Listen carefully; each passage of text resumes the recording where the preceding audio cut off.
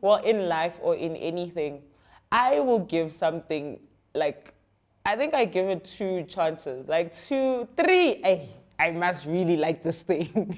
Sometimes I will be very, very honest. I don't give it the 3. Some things I'm leaving. I like 1 chance, I saw that this is not working, I'm out of there. And sometimes I do think it does work towards my disadvantage because I sometimes leave things too soon. What is it that's so bad about catching an L that will make you leave something because you don't want to catch the L? You don't want to risk catching the L. I would always rather leave something early than stick around and have it waste my time. I hate when I linger too much in a thing to a point where like I'm not acknowledging the illness of the situation. And so that because the quicker I acknowledge the illness of the situation, the sooner I can move on to the win. I feel like the longer I'm dwelling in the L, the more it's wasting my time. And I could be sitting out, I could be standing on business day by the win.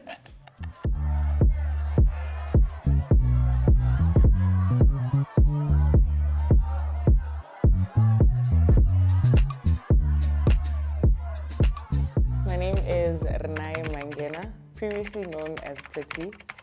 I am 26 years old.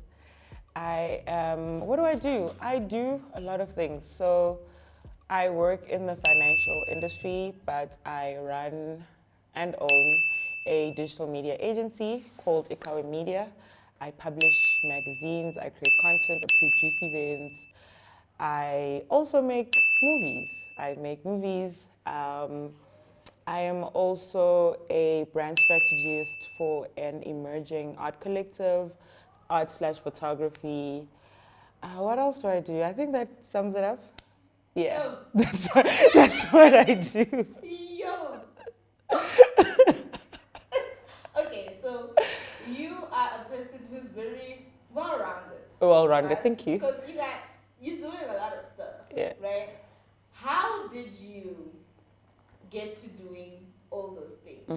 I think I'll take it back to when I finished high school. So I'm 18 years old. I don't have money to go to varsity. And I then take a gap year because I took a gap year around that time. And then I started varsity the following year. So when I was thinking about what I wanted to do after matric, I knew I used to do drama, but I couldn't act. But I was in the drama club, but I wanted to work within like the film space. So I was like, okay, cool, what do I need to do to get there? I probably need to study this thing because I don't know much about it. So that's when I then took the gap year. Then following year, I went to WITS to study film and television production. And when I was at WITS, I really then started realizing, the industry is very interesting. So you don't necessarily know who's who in the space. There's no opportunities. It's not like other industries whereby there's like internship programs, this, that, and the other. It seemed as though if I wanted to actively like get into this space, I needed to work extra harder. So that's when I started thinking about what exactly do I do to like better my chances of being able to work in the space, but I didn't necessarily know how that looks or reads or whatever it is. And I kept DMing people and people were ignoring my DMs. I kept trying to go to spaces where people were. It was just very difficult to navigate. And this is now, I think I'm around 29, 20, right? And I hate when I want to do something and I don't have the resources or like because then it feels like I am hopeless or there's no kind of like tangible thing that I can do to make this thing work. So then I was like, okay, cool, maybe I should start like a blog or something that will help other people. I felt like surely there are other people who need this or are having a similar problem and I'd speak to other people. So I was like, okay, cool, I'm gonna start a blog or something where I basically give other people resources or I'll try, I don't know, I honestly at the time, I didn't really understand what it is I wanted to do, but I knew that I wanted to do this thing. And also I'm a very like impulsive person. I will start a thing without any knowledge of it and I will figure it out as I go. So then I guess that's where Ikawe magazine was born. I started like figuring out, okay, cool, maybe it's gonna be a website, maybe it's gonna be a magazine. I wanted it to be big. Like I just I didn't want it to just be anything. So now I'm like around 21, I think. Yeah, so 21, 22, if I'm not mistaken. Then I'm now trying to figure out who I know within my space who I can collaborate with to make this thing a reality. I call up a couple of people, I start the magazine. It was literally done on Canva. And it was like a couple of things, turned it into a PDF, uploaded it, then had a launch event, and it was packed. So then having a launch event and have people show up for that kind of gave me the, oh, okay, cool, maybe I'm onto something here. And at the time, I was still trying to figure out what exactly this magazine does and what it could potentially become. So then I keep putting out content. I thought it would make sense for it to be per industry. So film, because I felt like if I focus specifically on my industry, then I'm not going to be able to grow further. So if I'm able to do digital art, photography, this art, it will then expand me into other industries and I'm able to help other people. So what the magazine would do is we would interview people who are working in the space. We asked them to give advice, to maybe like give us some sort of like guide in terms of how you can get into the space, whatever industry that was. And also at the same time, I'm then learning and building relationships with these people so I could also maybe start working with them. That was kind of like the basis, right? But as it would turn out, starting a thing is difficult and starting a thing with other people is even worse.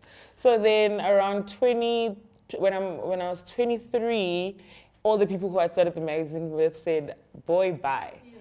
And then now I had to start the thing from scratch.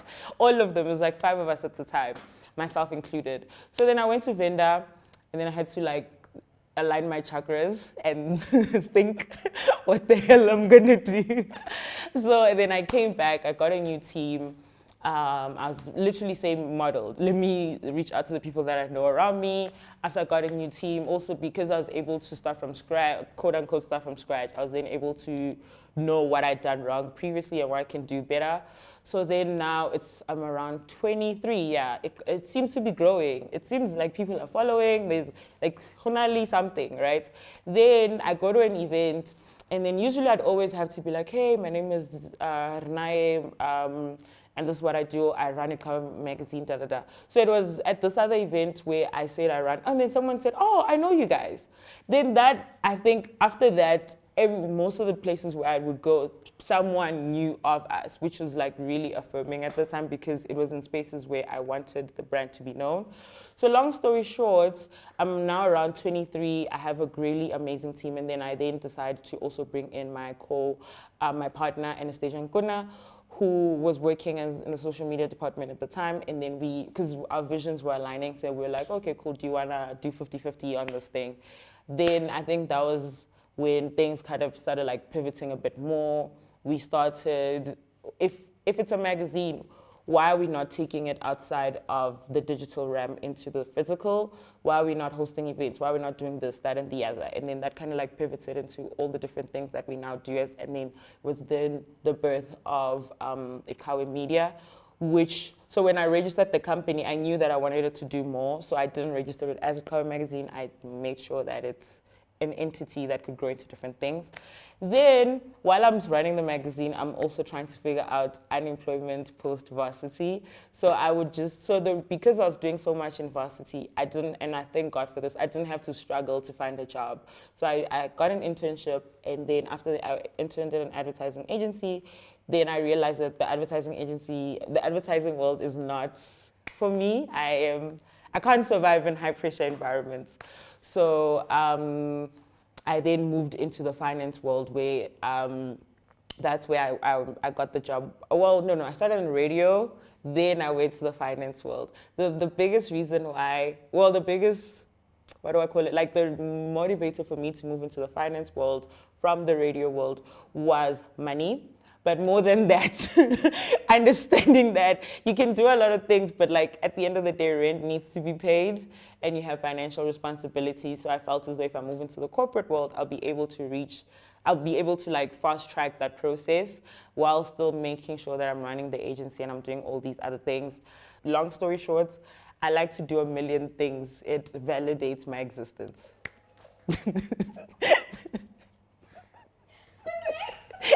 You spoke a lot about pivoting, Yeah. right? And that's why you are here. that is why you are in that chair. Oh my God. Right? Yes. Because you pivot, right? Okay. If something doesn't work, you pivot. Yes. You say, okay, let me go in this direction because it's not working for me. Yeah. I want to know, how do you know? Because sometimes it's you must push, sometimes it's you must pivot. Yeah, yeah. right?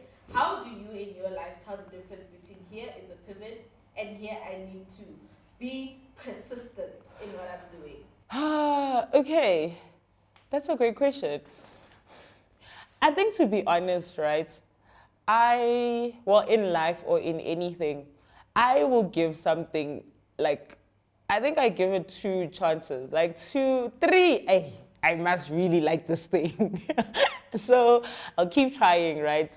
Okay, cool. This is not, like, honestly speaking, whether be it friendship, relationships, work, I will give the thing 3 chances. Sometimes I will be very, very honest. I don't give it the 3. Some things I'm leaving. I like 1 chance. I saw that this is not working. I'm out of there. And sometimes I do think it does work towards my disadvantage because I sometimes leave things too soon. But I would always rather leave something early than stick around and have it waste my time. Honestly speaking, I am okay with it. It's okay. It's an L. On that, what do you think has given you that personality trait? So what is it about catching an L that will make, what is it that's so bad about catching an L that will make you leave something because you don't want to catch the L. You don't want to risk catching the L. Okay. What is it? I think L's are great, man. Like, you learn, you're like, okay, cool, that was an L. And I have a thing about L's, like, you must very quickly acknowledge that this is an L. Then, okay, sharp, adiwele. But I hate when I linger too much in a thing to a point where, like, I'm not acknowledging the L-ness of the situation. And so that, because the quicker I acknowledge the L-ness of the situation, the sooner I can move on to the win. So I feel like the longer I dwell, and I know that probably doesn't make much sense, and I hope I'm answering the question. But honestly speaking, the reason why I don't dwell too much in the L is because I feel like the longer I'm dwelling in the L, the more it's wasting my time, and I could be sorting out. I could be standing on business day by the win. That's the honest answer. What is one L, Yo. like the biggest L of your life that you always look back on, that changed your life either for the better or for the worse? Okay, and I think I always go back to this. So, like I said, when I had finished varsity, well, I started interning at the advertising agency while I was still in varsity, so during my last year. And that's when I kind of started, like, learning. I'd always thought, as I was studying, I'd always thought that, people in the advertising space make more money. So definitely, then I'll still make my films, but I definitely want to pivot into that direction. Also, I felt as though that's the place where I would have the best relationship with brands, because I'm pitching to these people. Surely it will also help my company, right? But the L for me was then being afforded the opportunity to work in this space, and then realizing that my mental health is going down the drain. I'm not okay. I feel terrible all the time. There's constant pressure. My shoulders, I'm literally not okay. So then I decided that I'm going to quit the job without any backup. Like, I literally said, thank you so much. And I remember I didn't even, like, consult anyone about it. I was just like, okay, cool, I'm going to leave this thing and then I'll figure this out. And I'm leaving this to be an unemployed graduate. So, and in South Africa where there are no jobs. So, in the creative sector. So I then decided, no, I'm leaving this thing. I handed in my resignation, and that was an L for me, because I think for like a good month, I did not know what the hell I was going to do. And also, I live in Hillborough. I have nothing, like, literally. And I then applied for, so while I think during that month, I then applied for my a job that I'd seen at YFM. So I think about a month later, I then did the interview. Then I got the YFM job, right? So I basically experienced like a month of unemployment. Then that's when I guess everything else started kind of like moving in motion. Then that I was able to then move to where I am. So I honestly, the reason I'm saying that was one of the biggest L's in my life is because, and how it structures how I go about things now. So it's very difficult to be a Black woman from a certain economic background and say that you're leaving a job without anything else. It's insane. And doing that, knowing exactly where you come from, knowing exactly what the background is, knowing exactly what the circumstances are, and for you to choose your mental health or whatever you think, because that's why I didn't even speak to my mom about it. What do you mean if your shoulders are heavy? Bro, do the job. So you said you want to do this, right? So it was it was a very horrible time in my life. And I know I sound like privileged because it was just literally just 1 month. People in this country stay for years without employment. But the reason why I carry this with me is because in every single situation that whether it be a client, whether it be a job, if it feels as though the work to do this thing is getting a bit too much and I am every single day waking up and it feels heavy, I don't do it. I will leave a thing. Whether brand X wants to offer me 10 million rand, I will leave the thing, knowing very well that I have 10 rand in my account. And I think that those decisions, especially like having had to take them in my early 20s, have helped me understand and know what I'm willing to sacrifice for myself and what I'm not willing to sacrifice, and always understanding the consequence that comes with that, with leaving an opportunity and being okay with it. So even with like how I enter a space, if I need to maybe pitch myself to brand A, because a lot of what we do at Kawe is making sure that we're getting clients, we're doing this, that, and the other. But I never walk into the spaces from a situation or from a space of or from a positionality of being desperate or not allowing myself to know that whatever happens in this situation, I can always walk away and I will be fine with the fact that I walked away from this. So that L has made me, I think, a better businesswoman, just as someone who's able to understand the value that they bring to the space and know that there will always be something in store for you. And I know this sounds like insane, especially given in a country whereby there's so much going on. People are unemployed, people are being retrenched, there's so many things that are happening. But I always, being able to have experienced that has taught me to know that, bro, like, like, you know what I mean? And you're gonna be okay. Yeah. Yeah. Okay. So you touched a little bit on your background. I want us to delve deeper into that. Okay. So we're gonna start with your childhood. I want us to start with Renaé the kid. What was she up to? Even let me Pretty the kid. Oh, yeah. What was she up to? What was the vibe? Yo, that's so funny. I don't know if it's because I'm growing up, but I'm trying to think. So when I was like younger, right, I don't have like very vivid memories of myself as like a child. And I know like, I didn't, and it's funny because people who know me and who relate with me now, so I didn't talk a lot. I know I speak a lot with my friends. But I think I don't know if it was because I was a fat kid or I never actually really felt like a space for me to actively like show myself and be true to who and what I am, or as from the memories that I could remember. But my mom always talks about the fact that I was always very like stubborn, and if there's one word that my mom would always use to describe me, is that I'm stubborn. So if I wanted to do something, I probably would go out and do it regardless of what she said to me.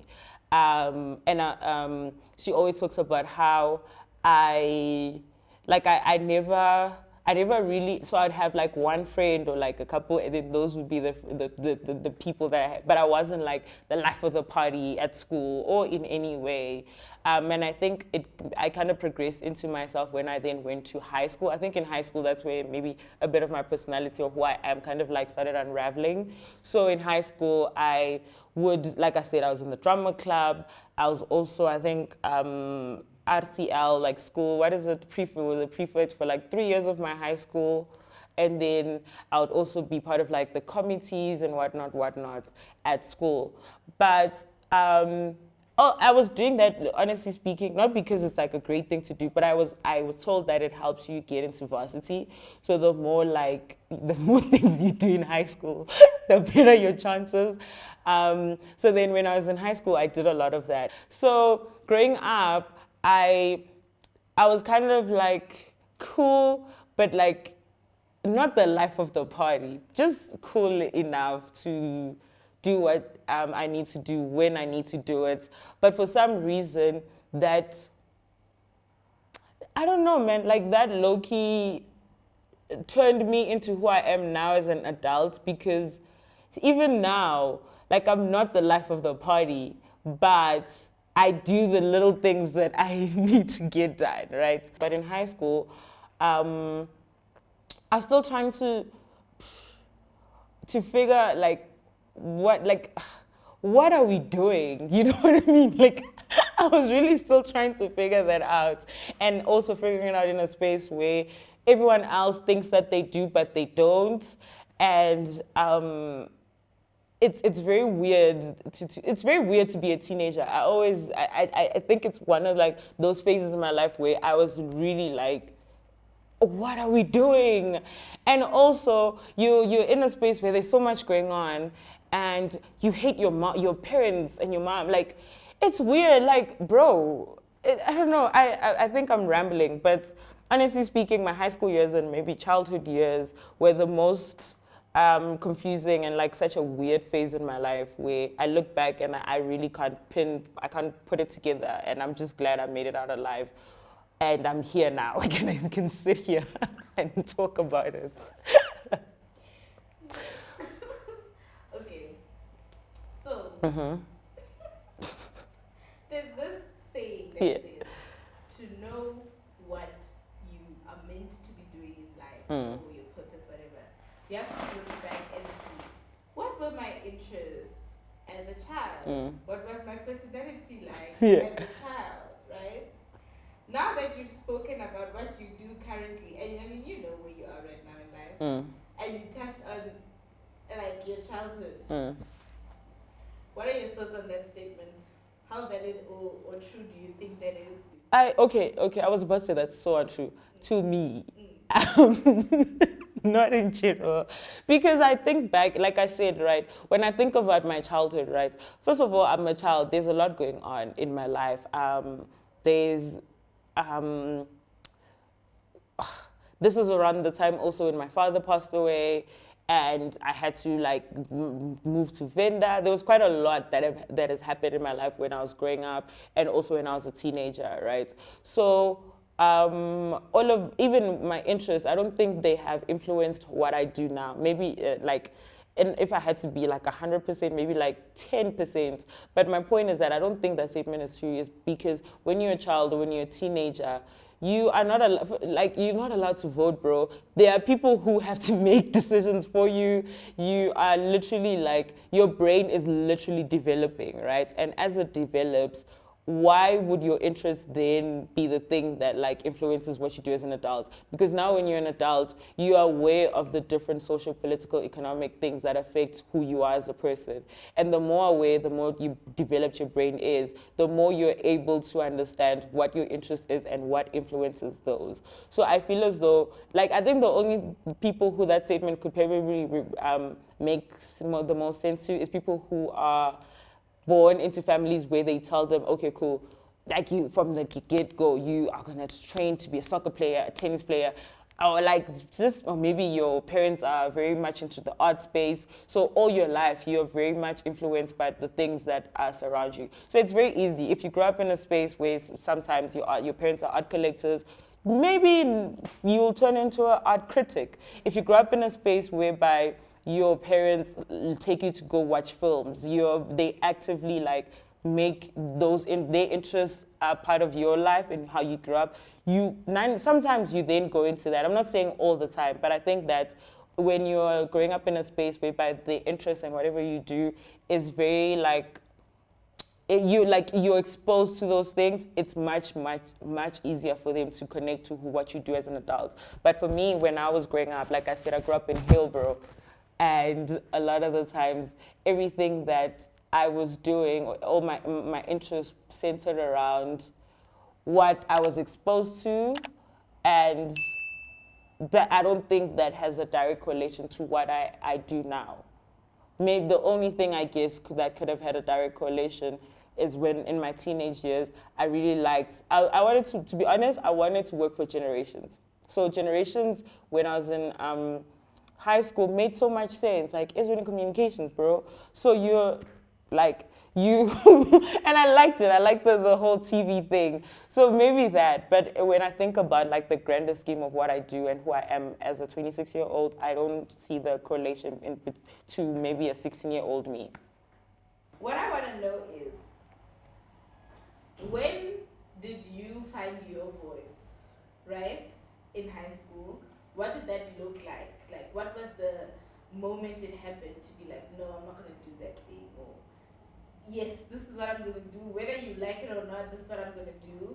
And how was it received by your mother? This is so funny. So when, obviously, like I said, you're in high school, you hate your, like, but it wasn't like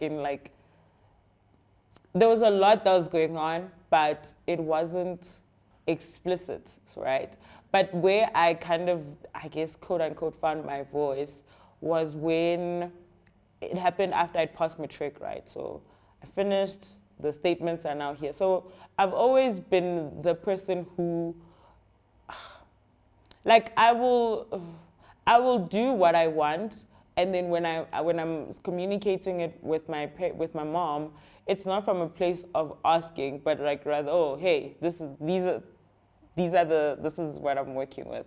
So my mom had asked me what I wanted to do after varsity and stuff, like what's up. And then I hadn't given her like a clear answer.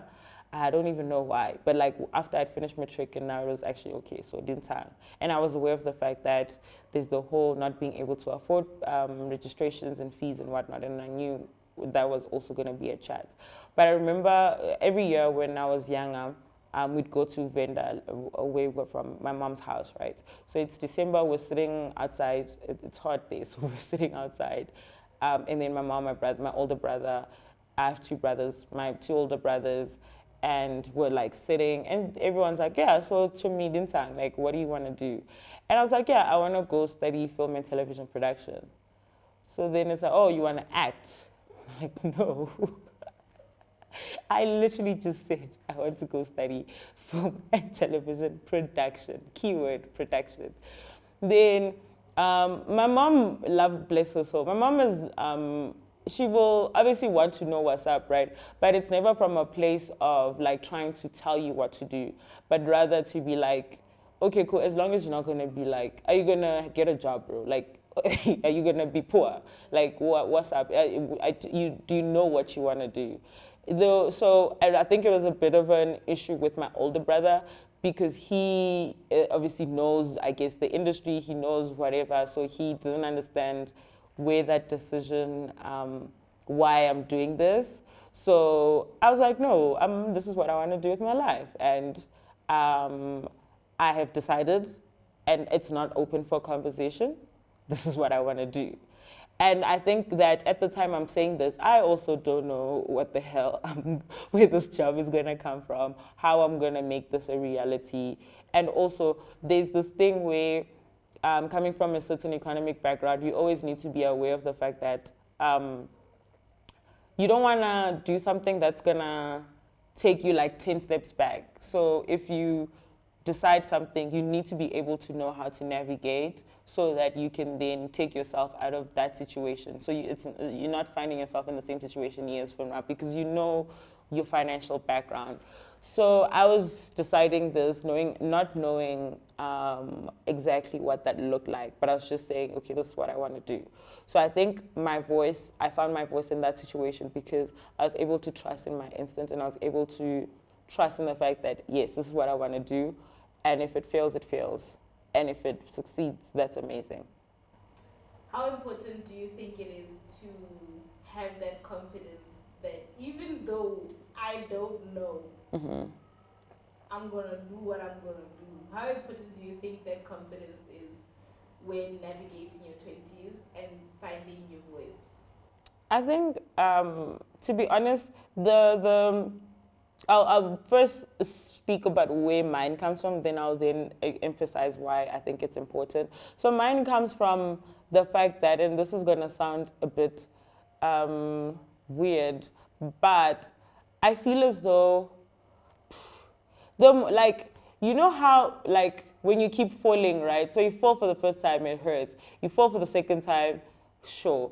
So, like, when you keep falling, the less the impact is. I hope that, I don't know if falling is the right way to put it, but the more you do something, the less the impact of the thing.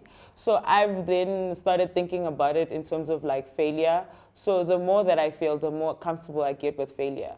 So and I think I'm more comfortable with failure than I am with my success. And so I've always been able to be like, okay, cool. If it didn't work, then it's cool. But I'm always gonna try and make the thing so that I'm like, oh, okay, cool, sharp, it failed. Cool, that was it. But I'm not gonna do is sit around and not have results of whether this was a failure or this was a success. I would like to know the thing that was done and then know what it is. But the more that I keep failing, the more that I keep taking L's, the more that I keep doing whatever it is, the more I get a confidence to be like, oh, okay, cool, no.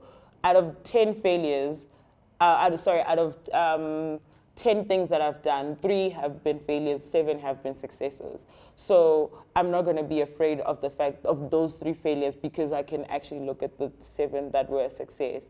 So I think that confidence becomes even more useful, or rather important, as you grow older, because the more you grow, you're going to encounter people who have failed dreams and who've never tried things in their life, who are very better, and they will always project whatever it is that they think towards you. So if you're 30 and you're saying to someone, or if you're 29 even, and you're turning 30 the next year, and you're like, yo, bro, I've been working as an accountant for years, I now want to do, I want to be a film director. There's going to be people who are going to be like, bro, what do you mean? Whatever, right? So you kind of like have to have the confidence to back yourself up and be able to know that even if you don't even produce one film, but you said you want to do film directing or be a film director, what do you think about your L? If you were to write a letter to your younger self, so in high school, right before you got into your 20s, what would you say in that letter?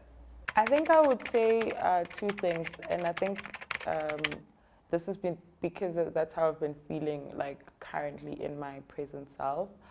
I think that, and I've went through life always looking forward to the possibility of a future self. So in the next 20 years, when I've achieved this, that, and the other, it's going to be so dope.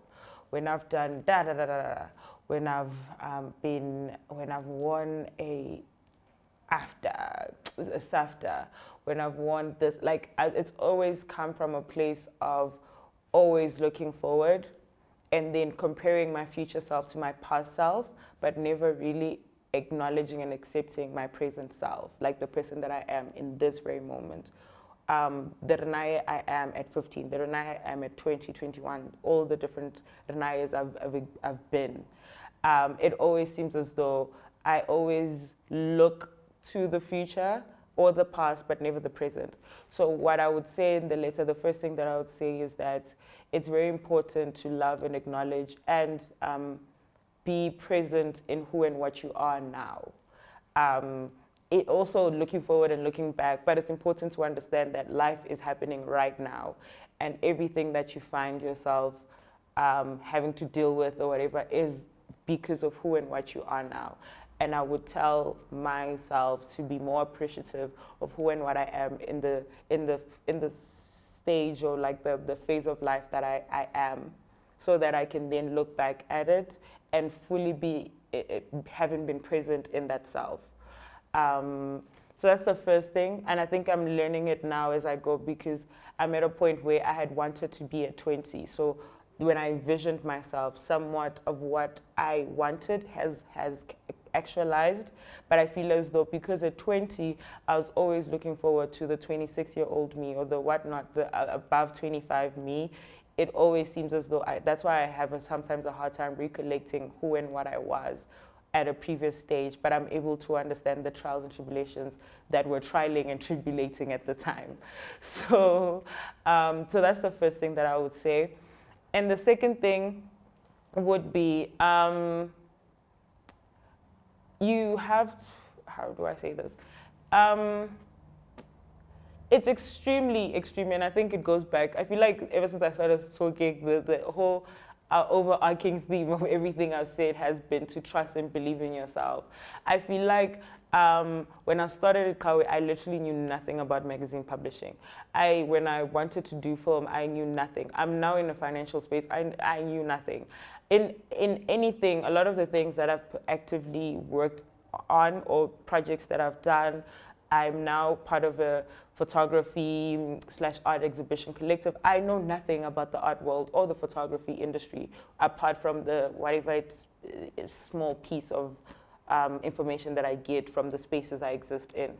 However, I'm still in these spaces and I'm actively participating in them with the very little knowledge of them and I'm learning as I go. So I would also say in the letter, or I would also say that it's just, bro, just trust yourself, and every single thing that you want to do, you can do it and you will continue to do it.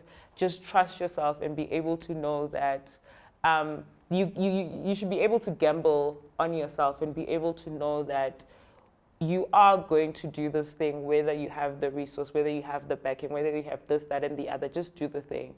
And that's why even now when I meet someone and they want to ask me, sometimes low-key, like, not annoys, but I feel like I like to speak to people who, like, if you say, oh, I want to get into the film industry, like, I like to be able to communicate with someone who's already, like, doing the whatever it is that they can with the very little that they have.